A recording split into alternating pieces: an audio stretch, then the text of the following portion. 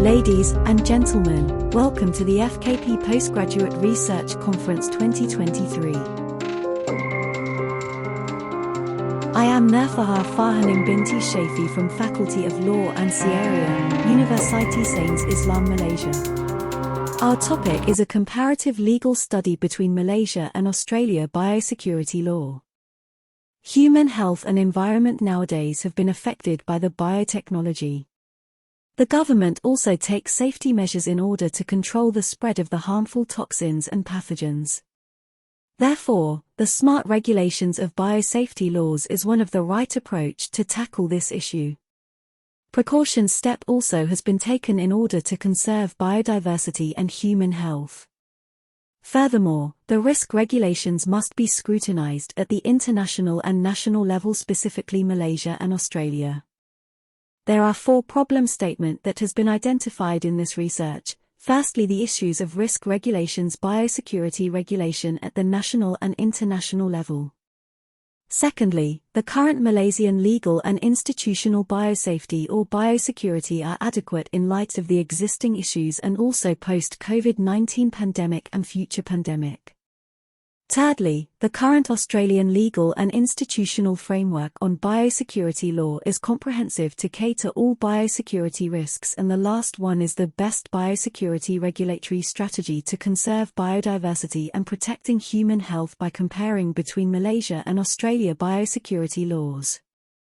The main purpose of the study is focusing on risk regulations, regulating best strategy, legal decision-making, and also new law suggestion.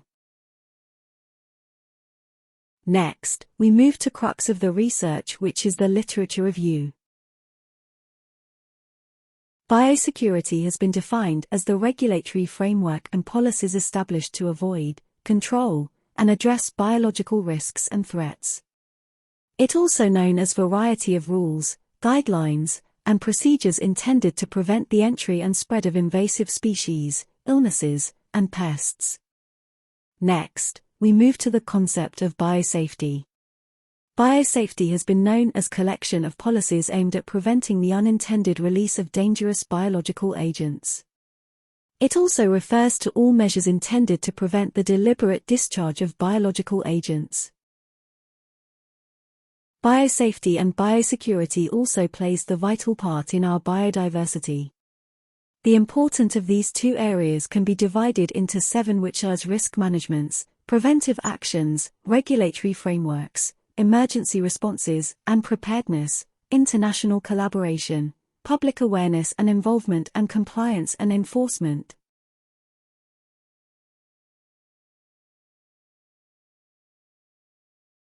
Next, we move to the legal regulations of biosafety risk.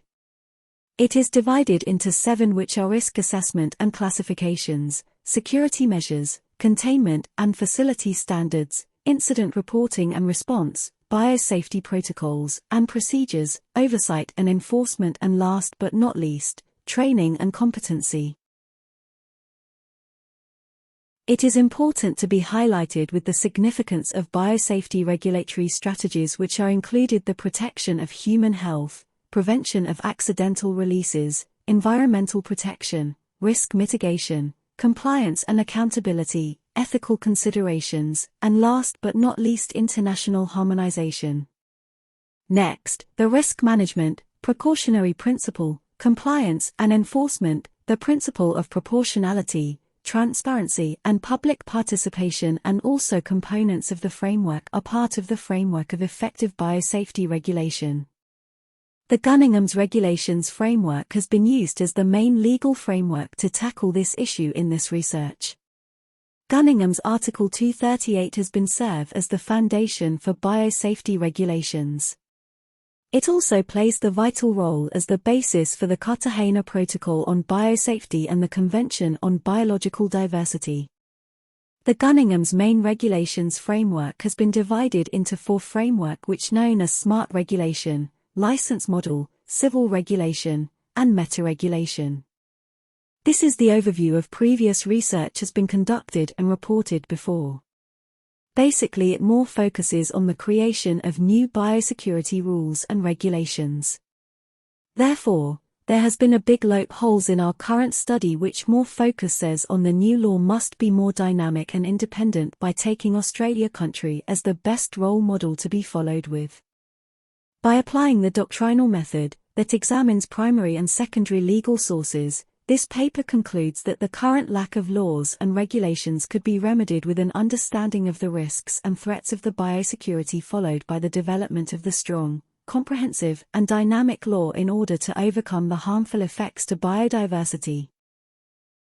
This paper adopted the qualitative research study literature evaluation and content analysis. From the data collection and results, it has been identified that protective of its biosafety laws as to balance the need to generate income from modern biotechnology research, development, and protecting its biodiversity. Malaysia's biosecurity law only concerned with weapons, plants, and animals. There is no proper standard of procedure and protocol to overcome the threat. Hence, the law should be dynamic and independent. Last but not least, the implementation and improvement of the new law can be made by following the right approach.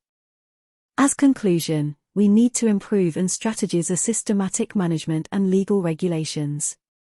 As we can see that our world has been developed tremendously in biological industry, but we must remember that all the risk and harms coming from pathogens and virus must be properly handled by not exclude the human health and biodiversity.